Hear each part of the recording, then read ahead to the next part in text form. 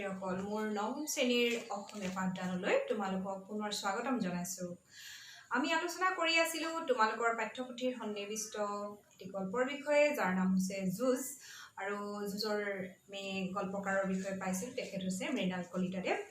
আৰু আমি পূৰ্বৰ কাহিনী ভাগত আমি কি পাইছিলো যে কিদৰে এটি কিশোৰৰ যে মনস্তাত্ত্বিক পৰিৱৰ্তন ঘটিছে সেই কথাটো আমি পাইছো আৰু মনোজগতত কি চলি আছে সিদ্ধাৰ্থ নামৰ ল'ৰাজনে কেনেদৰে নিচাসক্ত হৈছিল আৰু তেওঁৰ বন্ধু নিৰ্মলৰ যি কৰ্তৃত্বশীল ব্যৱহাৰ বা নিৰ্মলৰ এষাৰ কথাই কেনেকৈ সিদ্ধাৰ্থৰ মনোজগতত প্ৰভাৱ পেলাইছিল।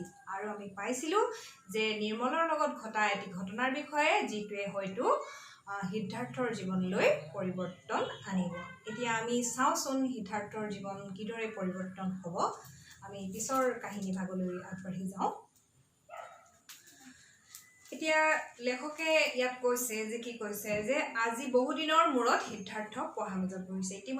ইতিমধ্যে আমি আগৰ কাহিনীত পাইছিলো যে কি পাইছিলো যে সিদ্ধাৰ্থই পঢ়া শুনাৰ পৰা আঁতৰি আহিছে, নিচাৰ প্ৰতি আসক্ত হৈছে, এটা বেপেৰুৱা মনোভাৱ যি তাৰ চৰিত্ৰত প্ৰকাশ পাইছে, বেপেৰুৱা প্ৰকাশভংগী আৰু সেইবিলাক আমি পাইছিলো। এটা নষ্ট হৈ গৈছে, সি মানে তাৰ চৰিত্ৰত পতন ঘটিছে, ইমানখিনিলৈকে আমি পাইছো। আৰু পঢ়া শুনাৰ পৰা যিহেতু সি ফালৰি কাটি আহিছে, কিন্তু নিৰ্মলৰ লগত ঘটা ঘটনা এটাৰ পাছতেই তাৰ মনটো পৰিৱৰ্তন আহিছে আৰু সি কি কৰিছে পঢ়াৰ মেজত বহুদিনৰ মূৰত বহিছে বুলি আমি পাইছো। আৰু কিন্তু পঢ়াত সি মন বহাব পৰা নাই। পেঞ্চিল বক্সটো লিৰিকি বিদাৰি আছে আৰু খোলা খিৰিকীখনেৰে সি বাহিৰলৈ চাইছে। ঠাইখন পিটনি বোকাৰে ভৰা, ঠাইখনৰ এটা বৰ্ণনা লাগি ধৰিছে ইয়াত। আৰু তাত গজি উঠিব এটা ফ্লেট বুলি কৈছে। পিটনিৰ কচুৱানিৰ ওপৰেদি হাজাৰ বিজাৰ জোনাকী পৰুৱা উৰিছে, জ্বলিছে, নুমাইছে। এনেকুৱা সৰু সৰু দৃশ্যবোৰ কিমান দিন যে মন দি চোৱা নাই সি। এতিয়া ইতিমধ্যে সি এখন বেলেগ জগতত, যিহেতু ড্ৰাগছ সেৱন কৰিছিল, নিচাৰ প্ৰতি আসক্ত, সি এখন বেলেগ জগতত ঘূৰি ফুৰিছিল। তাৰ যিটো প্ৰকৃতি জগতৰ লগত তাৰ একো সম্পৰ্ক নাছিল, সেই কথাটোৱে গল্পকাৰে ইয়াত ক'ব বিচাৰিছে যে সি বহুদিন ধৰি তেনেধৰণৰ সৰু সৰু দৃশ্য যিবিলাকে মানুহৰ জীৱনত আনন্দ দিব পাৰে, তেনেধৰণৰ দৃশ্য সি উপভোগ কৰা নাই। আৰু সেইকাৰণে সি কি কৈছে, শূন্য পেঞ্চিল বক্সটোলৈ এবাৰ চাই থাকোঁতে তাৰ কি মনত পৰিছে, নিৰ্মলৰ কথা মনত পৰিছে। নিৰ্মলে যেতিয়া তাৰ যি কৰ্তৃত্বশীল ব্যৱহাৰ, সেইটোৱেই তাৰ মনোজগতত এটা পৰিৱৰ্তন আনিছে বুলি আমি আগৰ কাহিনীত পাই আহিছোঁ। আৰু কৈছে যে কি দৰকাৰ তাক বিচাৰি পাণ দোকানখনলৈ যোৱাৰ, এই কথাবিলাক কি দৰকাৰ তাৰ কথাবোৰ জনাৰ, কি লাভ হ'ব তাৰ, এনেকুৱাবিলাক কথাই কি হৈছে, কথা তাৰ মনত অন্তৰ্দণ্ড হিচাপে থিয় দিছে, তাৰ মনত খেলাইছে এই কথাবোৰ আৰু নিৰ্মললৈ মনত পৰিছে। আৰু লাভ লোকচানৰ হিচাপ নিকাচৰ বাহিৰেও যে এখন পৃথিৱী থাকিব পাৰে, সেই কথাটো সি ভাবিবলৈ বাধ্য হৈছে।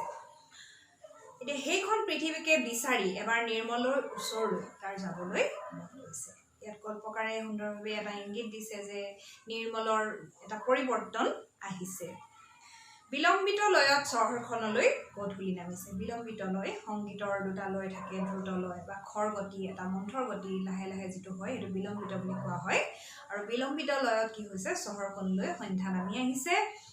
সন্মুখত নৈখন লৈ চাহ পোহৰৰ মাজত বহি আছে সিদ্ধাৰ্থ আৰু নিৰ্মল। ধীৰ শান্ত গতিত নৈখন বৈ গৈ আছে। কিবা অচিন চৰাই এটাই চু মাৰি যেন ঠোঁটেৰে নৈৰ পানীখিনি চৌ নোচৌ কৰি আকৌ ওপৰলৈ উঠি উৰি গুচি গৈছে। সিদ্ধাৰ্থৰ বাবে এইবোৰ এক অচিনাকি জগত। এতিয়া যিহেতু আমি সিদ্ধাৰ্থৰ বিষয়ে ইমানখিনি কথা জানিলোৱেই, আমি জানিলোঁ যে সিদ্ধাৰ্থই কেনেকৈ প্ৰাকৃতিক পৰিৱেশৰ পৰা আঁতৰি বেলেগ এখন জগতত বিচৰণ কৰিছিল। আৰু সেইকাৰণে কৈছে যে সিদ্ধাৰ্থৰ বাবে এইবিলাক যে নৈৰ কথা কৈছে, ইয়াত এখন নৈৰ কথা বা এটা চৰাইৰ কথা কৈছে, এই কথাবিলাক তাৰ কাৰণে অচিনাকি হৈ আছিল। আনকি বুৰ যাবলৈ ধৰা হেঙুলীয়া বেলিটোৰ কথাও কৈছে, হেঙুলীয়া ৰঙৰ কথা কৈছে, হেঙুলীয়া ৰঙৰ বেলিটোৰ কথা কৈছে, তাৰ চিনাকি নহয় বুলি কৈছে। শান্ত মৃদু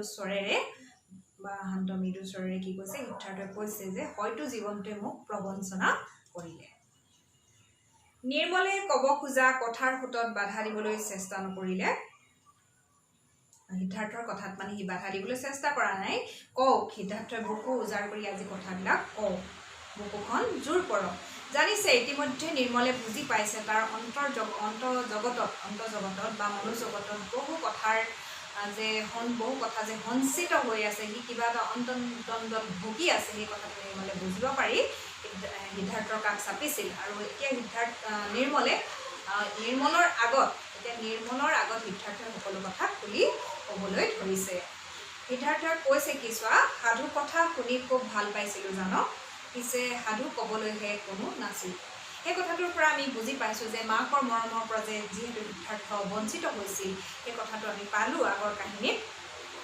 শৈশৱৰ যি সময়ছোৱাত নিৰ্মলহঁতে মাক দেউতাকৰ পৰা পক্ষীৰাজ ঘোঁৰাত উঠি মেঘৰ মাজত ঘূৰি ফুৰা কোনোবা ৰাজকোঁৱৰৰ সাধু শুনিছিল, নিৰ্মলহঁতে শুনিছিল, কিন্তু সিদ্ধাৰ্থই শুনিবলৈ পোৱা নাছিল, সেই কথাটো কৈছে।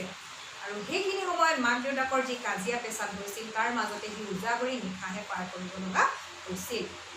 নিৰ্মলে বুজি পালে যে বাহিৰত বেপৰোৱা আপাত কঠিন সিদ্ধাৰ্থৰ এটা স্পৰ্শকাতৰ ধুনীয়া মন আছে। আৰু এতিয়া ক'ৰবাত নিৰালম্ব নিৰাশ্ৰয় হৈ পৰা সেই মনটো ঠাউনি নোপোৱা দুখত হয়তো কম্পকাই আছে বহু বছৰ জুৰি। এতিয়া কৈছে নিৰ্মলৰ যোগেদি গল্পকাৰে কৈছে যে কি কৈছে যে এনেকুৱা ধৰণৰ সিদ্ধাৰ্থৰ দৰে ল'ৰাবিলাকৰ কি হয়, যি নিচাসক্ত হয়, কিবা এটা কাহিনী থাকে তেওঁলোকৰ জীৱনত। আৰু ইয়াত পাইছোঁ সিদ্ধাৰ্থৰ জীৱনত মাক দেউতাকৰ কাহিনীয়ে বিশেষভাৱে প্ৰভাৱ পেলাইছিল। আৰু সি হয়তো এটা আশ্ৰয়হীন ল'ৰা হৈ বা কাৰো সঁহাৰি নাপায়, মৰমৰ পৰা বঞ্চিত হৈ কি হৈছে তাৰ মনৰ দুখবিলাক কঁপকাই আছে বুলি কৈছে। অতদিনে জোৰকৈ বান্ধি ৰখা কথাৰ প্ৰবল সোঁত এটাহে যেন মুকলি হৈ গ'ল হঠাতে। সিদ্ধাৰ্থই নিজৰ কথাবিলাক সকলোৱে এতিয়া খুলি ক'বলৈ ধৰিছে। তাৰ জীৱনত যি যন্ত্ৰণা পাইছে, একাকিত্ব বা অকলশৰীয়া যিটো তাৰ জীৱন, আৰু চকু পানীৰ সমস্ত দস্তাবেজ, চকু পানীৰ কাহিনী, এই কথাবিলাক এতিয়া নিৰ্মলৰ আগত সিদ্ধাৰ্থই খুলি ক'বলৈ ধৰিছে। নিজকে মুকলি কৰি দিবলৈ নিৰ্মলৰ ৰূপত সি যেন অপ্ৰত্যাশিত অৱলম্বন এটা পাই গৈছে। সিদ্ধাৰ্থই কৈ গ'ল তাৰ মাক দেউতাকৰ বিচ্ছেদৰ পৰা ড্ৰাগছ আসক্ত হোৱালৈকে সকলো কথা তাৰ নিৰ্মলৰ আগত ব্যক্ত কৰিলে। স্পৰ্শকাতৰ আবেগেৰে জীপাল এজন নিষিদ্ধ অপৰাধসুলভ আন্ধাৰ জগত এখনলৈ ক্ৰমশ সোমাই যোৱাৰ দুখৰ এটা দীঘল কাহিনী, এটা ল'ৰাৰ কাহিনী, যি কৈছে যে অপৰাধসুলভ এখন জগতলৈ, আন্ধাৰ জগত বুলি কৈছে, সেই আন্ধাৰ অন্ধকাৰ জগত এখনলৈ কেনেকৈ সোমাই পৰিছিল, সকলো কাহিনী নিৰ্মলে শুনিছে। বেলি বুৰিল আন্ধাৰ হ'ল, সিপাৰৰ ঘৰবোৰত এটা দুটাকৈ লাইটবোৰ জ্বলিছিল। সিদ্ধাৰ্থই এই কথাষাৰ কৈছে যে বেলি বুৰিল আন্ধাৰ হ'ল, বেলি বুৰে আন্ধাৰ হয়, তথাপি এই আশা, এই প্ৰতিশ্ৰুতি সদায় জাগৰূক হৈ থাকে যে কাইলৈ বেলিটো আকৌ ৰঙা হৈ ওলাব। আৰু বেলি বুৰে আন্ধাৰ হয়, সেই সত্য নহয়। এফালে বেলি ডুবিলে ক'ৰবাত ওলাই বুলি কৈছে, আৰু তাত পোহৰ হয়, সেয়াও সত্য, নিৰ্মলে মনে মনে ভাবিলে। এই কথাখিনি নিৰ্মলে ভাবিছে আৰু এটা ইয়াত ইংগিত বহন কৰিছে যে বেলি ডুবিলেই মানুহৰ জীৱনটো শেষ হৈ নাযায়, তাৰ লগতে যে পুনৰ পোহৰো আহিব, তাৰ সেই কথা এটাৰ ইংগিত আমি পাইছোঁ। নিৰ্মলে দেখিলে সিদ্ধাৰ্থই আন্ধাৰৰ মাজত ৰহস্যময় হৈ পৰা নৈখনলৈ চাইছে একেথিৰে। হয়তো আন্ধাৰ সদায়েই ৰহস্যময়। নিৰ্মলে ক'বলৈ আৰম্ভ কৰিলে, সমস্যা এটাৰ পৰাই পলাই নিচাসক্ত হৈ তই ভাল কাম কৰা নাই, বৰং এটা নতুন সমস্যা বঢ়াই লৈছ। এইদৰে নিৰ্মলে কৈছে যে এটা সমস্যাৰ যিহেতু সৃষ্টি হৈছে, তাৰ লগত যদি আৰু এটা সমস্যা নতুনকৈ সৃষ্টি কৰি লোৱা হয়, তাৰ পৰা মানুহৰ বিপদহে হয়, এই কথাটো কৈছে। হয়তো কথাষাৰ অনুৰোধ, মৰম, শাসন, এই সকলোবিলাক কথা তাত মিহলি হৈ ওলাইছে। অলপ চিন্তা কৰি সিদ্ধাৰ্থই হতাশাত ভাগি পৰা মাতেৰে নিৰ্মলক অসহায়ভাৱে কৈ উঠে, বৰ সহজ নহয়ও, আজি মই ড্ৰাগছ লোৱা নাই, চাচোন মোৰ হাত ভৰিবোৰ কেনেদৰে কঁপিবলৈ ধৰিছে। এতিয়া আমি কথাটো গম পাইছোঁ যে ড্ৰাগছ ল'লে মানুহৰ কি হয়, নিচাত আসক্ত হৈ মানুহৰ হাত ভৰি কঁপিবলৈ ধৰে। নিৰ্মলে দেখিলে সঁচাকৈ সিদ্ধাৰ্থৰ হাত ভৰিবোৰ কঁপিছে, আৰু আনকি তাৰ জিভাৰ কথাবোৰো লৰচৰ হৈছে। এতিয়া কি হৈছে, সেই যে কথাটো সহজ নহয় বুলি কৈছে, সেইকাৰণে নিৰ্মলে কৈছে যে কি হৈছে, তোৰ ড্ৰাগছৰ ওপৰত নিৰ্ভৰতা বাঢ়ি গৈছে। কিতাপ আলোচনীত মই পঢ়িছিলোঁ জানো, ড্ৰাগছৰ এই ভুল পথে মানুহক অকাল মৃত্যুলৈ বা অপৰাধ জগতলৈ কেনেকৈ টানি লৈ যায়। আৰু সেইটোকে কৈছে সিদ্ধাৰ্থই তেতিয়া কৈছে যে ময়ো জানো, হয়তো ময়ো সেই পথত এইটোৱে কৈছে যে মই সেই পথলৈ ইতিমধ্যে গতি কৰিছোঁ হয়তো আতংকৰ সলনি তাৰ মুখত যেন হতাশাৰ গভীৰ ছায়াহে বিৰাজ কৰিছিল। তেতিয়া নিৰ্মলে সিদ্ধাৰ্থক ধমক দি কৈছে যে ইমান হতাশ হ'লে নহ'ব, সহজে ভাগি পৰিলে কেনেকৈ হ'ব। এতিয়া কৈছে যে পথ এটা বিচাৰিহি মই অকলে নোৱাৰিম, হয়তো তোক ডাক্তৰৰ সহায় লাগিব, কথাবোৰ মই কাৰোবাক ক'ব লাগিব। সেই কথাষাৰ কোনে কৈছে? নিৰ্মলে কৈছে। আৰু সিদ্ধাৰ্থ তেতিয়া আতংকিত হৈ কৈছে যে নকবি, কাকো নকবি। ভয় কৰিলে নহ'ব, মহেন্দ্ৰ ছাৰক নকওঁ, কিন্তু মই কাক ক'ম? অনুভৱ ছাৰক ক'ম, অনুভৱ ছাৰে নিশ্চয় এই কথাবিলাক বুজি পাব। কিন্তু সেইবাৰ সিদ্ধাৰ্থই কোনো প্ৰতিবাদ কৰা নাই। আৰু সি হয়তো বহুদিনৰ মূৰত কাৰোবাৰ মৰমৰ আশ্ৰয় পাইছে আৰু সেই কথাষাৰে তাক অলপ আশাৰ বতৰা তাৰ জীৱনলৈ অকণমান হ'লেও আশাৰ বতৰা কঢ়িয়াই আনিছে। সেইকাৰণে কৈছে যে কাৰোবাৰ আশ্ৰয়ত অকণমান তাৰ জিৰাবলৈ মন গৈছে। আচল কথা কি জান? মনটো। এতিয়া নিৰ্মলে পুনৰ কথাৰ পাতনি মেলি কৈছে যে আচল কথাই হৈছে মানুহৰ মনটো। তই কৈছিলি তোৰ জীৱনটোৱে তোক প্ৰবঞ্চনা কৰিলে, জীৱনটোক ভাল পালে জীৱনটোৱে কেতিয়াও প্ৰবঞ্চনা নকৰে। সেইটোৱে কৈছে যে জীৱনটোক মানুহে ভাল পাব লাগিব। আৰু কৈছে যে এই নদী, পাহাৰ, মূৰৰ ওপৰৰ এই আকাশখন, জোন, তৰাবোৰ, এইবিলাক সকলোকে মন গ'লেই ভাল পাব পাৰি আৰু মন গ'লেই সুখী হ'ব পাৰি। প্ৰকৃতিৰ জগতখন যেনেদৰে আছে তেনেদৰে এখন গানৰ জগত আছে, এখন কিতাপৰ জগত আছে। গান গাব নাজানিলেও নিৰ্মলে কৈছে যে গান যদি গাবও নাজানা, গান শুনিবতো পাৰি আৰু কিতাপ পঢ়িব পাৰি। উপন্যাস লিখিব নোৱাৰিলেও উপন্যাস পঢ়িব পাৰি, গল্প পঢ়িব পাৰি আৰু মন গ'লেই ধুনীয়া গান শুনিব পাৰি, এনেধৰণে কৈছে। বা কবিতাবিলাকো পঢ়িব পাৰি।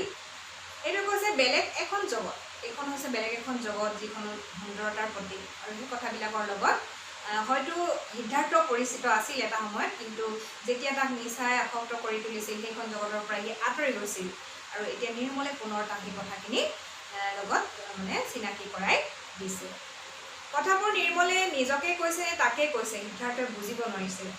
সিদ্ধাৰ্থই অনুভৱ কৰিলে তাৰ এই লগৰীয়াজন যেন সিহঁততকৈ বহুত ডাঙৰ, চকুৰ আগত থাকিও তেনি অচিনাকি। সকলো মানুহৰেই জীৱনবোৰ একোখন যুঁজ। এতিয়া গল্পকাৰে যিহেতু গল্পটোৰ নাম দিছে যুঁজ, আৰু অতি সুন্দৰভাৱে তেখেতে ইয়াত উপস্থাপন কৰিছে যে কেনেকৈ মানুহৰ জীৱনটো এটা যুঁজত পৰিণত হয়। মানুহে যুঁজিব লাগে জীৱনৰ সৈতে। আৰু হয়তো জীৱনৰ আমেজ বুলি কৈছে, হয়তো যুঁজখনেই জীৱনটো। নিয়মৰ মাজেৰে জীৱনৰ যুঁজখন যুঁজি যাব লাগিব। নিয়মৰ বাহিৰ হৈ খেলিলে নিজেই বজাব লাগিব ৰেফাৰীৰ হুইচেল। তাৰমানে জীৱনৰ সেই আমি যিখিনি আমাৰ ঘটি থাকে জীৱনত, আমি যদি এটা বেয়াৰ ফালে ঢাল খাওঁ বা যিদৰে সিদ্ধাৰ্থই বেয়া এটা দিশ বাছি লৈছিল, আৰু সেইটোৰ কথা কৈছে, ৰেফাৰীৰ হুইচেলটোৰ কথা কৈছে যে নিজেই ৰেফাৰী হ'ব লাগিব। নিজৰ জীৱনটোৰ গতটো বা নিজৰ জীৱনত এটা ভাললৈ দিবলৈ হ'লে কি কৰিব লাগিব? নিজেই সেই ৰেফাৰীৰ দৰে হুইচেলটো মাৰি তাক সঠিক পথলৈ আনিব লাগিব। ৰহস্যময় নৈখনৰ ফালে চাই নিৰ্মলে কৈ গ'ল, কি কৈছে চোৱা। অহা সপ্তাহত মই বাহিৰলৈ যাম বহুদিনৰ বাবে। মোৰ দেহত এটা জটিল ৰোগ, বুজিছ? ময়ো যুঁজিছোঁ, চবেই যুঁজে, মাথো সকলোৰে যুঁজবোৰ বেলেগ বেলেগ। এতিয়া মানুহৰ জীৱনত এই কথাটো কৈছে কল্পকাৰে সুন্দৰভাৱে ইয়াত নিৰ্মলৰ মাজেদি বা সিদ্ধাৰ্থৰ মাজেদি প্ৰত্যেকে যেন এখন এখন যুঁজ যুঁজি আছে আৰু মানুহৰ জীৱনত এনে যুঁজ চলিয়েই থাকে। সেই কথাটো সিদ্ধাৰ্থই ভাবিছিল যে মোৰ জীৱনতহে দুখ আছে, কিন্তু নিৰ্মলে যেতিয়া তাক কৈছে যে ময়ো এটা জটিল ৰোগত আক্ৰান্ত হৈ আছোঁ আৰু মই বাহিৰলৈ গৈ চিকিৎসা কৰিব লাগিব। নিৰ্মলৰ জটিল ৰোগৰ আকস্মিক খবৰৰ প্ৰচণ্ড আঘাতত যেন নিৰ্বাক নিস্পন্দ হৈ পৰে সিদ্ধাৰ্থ। আৰু সেই কথাষাৰে তাক মানসিকভাৱে সম্পূৰ্ণৰূপে আঘাত কৰিছে সিদ্ধাৰ্থক, যে নিৰ্মলৰ এই জটিল ৰোগটোৰ যি খবৰ পাইছেহি আৰু সি কি ক'ব ভাবি পোৱাৰ আগতেই নিৰ্মলৰ কোমল কণ্ঠস্বৰ কি হৈছে আন্ধাৰত উজাই তাৰ কাণলৈ ভাহি আহিছে। বাধা দিবলৈ, বুজাবলৈ, সাহস দিবলৈ, মই নাথাকিলেও তই সেই পাণ দোকানখনলৈ নাযাবি। এতিয়া যিহেতু নিৰ্মল বাহিৰলৈ যাব আৰু সিদ্ধাৰ্থক সেইকাৰণে সেই কথাষাৰ কৈছে। সিদ্ধাৰ্থৰ বুকুখন তেতিয়া মোচৰ খাই আহিছে। সি অন্তৰত খুব দুখ অনুভৱ কৰিছে। যে সিদ্ধাৰ্থই কি অনুভৱ কৰিছে? যে এই অনুৰোধৰ উত্তৰ সি দিব লাগিব। আৰু নিৰ্মলৰ হাতখন খামুচি ধৰিছে সি আৰু কৈছে যে কি কৈছে, মই নিশ্চয় চেষ্টা কৰিম, চকুৰ সন্মুখত নাথাকিলেও তই মোক বুকুৰ ভিতৰৰ পৰাই সকীয়াই থাকিবি, মই জানো যে বাধা দি থাকিবি। কাৰণ নিৰ্মলৰ এষাৰ কথাই তাৰ যিহেতু প্ৰভাৱিত কৰিছিল, আগৰ কাহিনীৰ লগত আমি পাইছোঁ, সেইকাৰণে নিৰ্মলক সি এটা আশ্ৰয় হিচাপে বা স্নেহ দাতা হিচাপে পাইছে, বা নিৰ্মলৰ ওচৰত সি অলপ নিৰাপত্তা অনুভৱ কৰিছে। সেইকাৰণে সিদ্ধাৰ্থই কৈছে যে মই চেষ্টা কৰিম। আৰু কোমল হাঁহি এটা বিয়পি পৰিল নিৰ্মলৰ মুখমণ্ডলত। মহেন্দ্ৰ মাষ্টৰক চকু পাতি যি ভেকাহি মাৰি ধৰিছিল, সেই সিদ্ধাৰ্থৰ মুখমণ্ডলত যে কোমল আভাস এটা ভাহি আহিব পাৰে, এই কথাটো কি হৈছে নিৰ্মলে অনুভৱ কৰিছে। আৰু অলপ আগতে সিদ্ধাৰ্থই নিৰ্মলক কৈছিল তাৰ ভিতৰৰ মানুহজন কেতিয়াবাই মৰি গ'ল বুলি কৈছে। সেইটোৱে কৈছে যে মোৰ ভিতৰৰ মানুহজন কেতিয়াও মৰি নাযায়, সি হয়তো শুই থাকিব পাৰে, সেইটোৱে কৈছে, আৰু কোনোবাই তাক জগাই দিব লাগিব। গল্পকাৰে ইয়াত সুন্দৰভাৱে কৈছে যে আমি ইয়াত এটা তেওঁ ইংগিত বহন দিছে, মানে ইয়াত আমাক সচেতন কৰিব বিচাৰিছে হয়তো তোমালোককো, যে কিদৰে নিচাৰ আসক্ত হ'লে মানুহৰ জীৱনলৈ অন্ধকাৰ নামি আহে। আৰু ইয়াত ক'ব বিচাৰিছে যে সেই তেনেধৰণৰ মানুহবিলাক আমি বেয়া দৃষ্টিৰে নেচাই তেওঁলোকক সৎ পথলৈ আনিবলৈ আমি চেষ্টা কৰিব লাগিব, যিদৰে নিৰ্মলে কৰিছে। এতিয়া সিদ্ধাৰ্থই খামুচি ধৰি থকা নিৰ্মলৰ হাতখন জোকাৰ খাই উঠিছে। নিচা শক্তিৰ কঁপনিৰ বাবে নহয়, হয়তো সিদ্ধাৰ্থই কান্দিছে, হয়তো তাৰ দুচকু ভৰি পৰিছে পানীৰে। ঘন আন্ধাৰত তাৰ উমান পাব নোৱাৰি। আন্ধাৰত যদি নীৰৱে সৰি পৰিছে এটোপাল দুটোপাল চকু পানী তাত জ্যোতিকে। শেষত গল্পকাৰে বৰ সুন্দৰভাৱে কাহিনীটোৰ সমাপ্ত কৰিছে যে যদিও দুটোপাল এটোপাল চকু পানী পৰিছে, সিদ্ধাৰ্থৰ জীৱনত তেনেকুৱা বহু চকু পানী পৰিল, কিন্তু এইটো ভালৰ চকু পানী, যি আনন্দাশ্ৰু বা এটা ভাল দিশলৈ ইংগিত দিছে। আৰু তেনেকুৱা চকু পানী হাজাৰ বিজাৰ বৈ গ'লেও একো ক্ষতি নাই বুলি গল্পকাৰে কৈছে। আৰু আমি ইয়াতে বহুত বাৰ্তা তোমালোকৰ বাবে গল্পকাৰে প্ৰেৰণ কৰিছে, কিদৰে সমাজখনত এনেকুৱা বহু ল'ৰা ছোৱালী ধ্বংসৰ পথলৈ আগবাঢ়ি যাব ধৰিছে।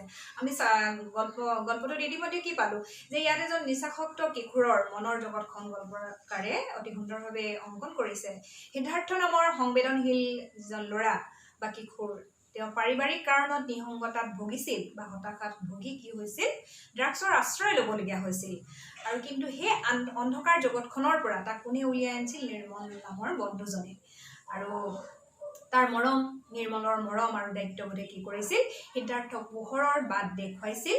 আৰু নিচাসক্ত এখন যুঁজৰ দৰে নিজৰ বিৰুদ্ধে যুঁজি মানুহে ইয়াৰ পৰা যে মুক্ত, নিচাশক্তি তাৰমানে নিচাৰ প্ৰতি যিটো মানুহ যেনেকৈ মানুহ আকৰ্ষিত হয়, সেই আকৰ্ষণৰ প্ৰতি কি কৈছে, মানুহে যুঁজ দিব লাগিব।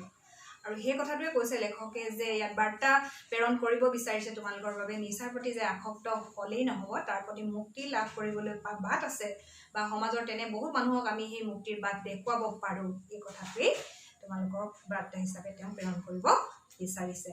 আৰু সেইকাৰণে কৈছে নিৰ্মলেও এটি জটিল ৰোগৰ বিৰুদ্ধে যুঁজিছে, আৰু ইফালে সিদ্ধাৰ্থই নিচা শক্তিৰ বিৰুদ্ধে যুঁজিছে আৰু পোহৰৰ বাট দেখিবলৈ সক্ষম হৈছে। গল্পটোত আমি ইমানখিনি কথা পালোঁ, আৰু লেখকে তোমালোকলৈ কি বাৰ্তা কঢ়িয়াই আনিছে সেইখিনিও পালা তোমালোকে। আশা কৰোঁ তোমালোকে বুজিবলৈ যত্ন কৰিবা, পাঠটো তোমালোকে ভালদৰে পঢ়িবা আৰু তাৰ পৰা জানি ল'বা বুলি আশা কৰি মোৰ আজি এই পাঠটো ইমানতে সামৰিছোঁ। পুনৰ বেলেগ পাঠ লৈ মই তোমালোকৰ কাষত উপস্থিত হ'ম। আজিলৈ আহিছোঁ, ধন্যবাদ।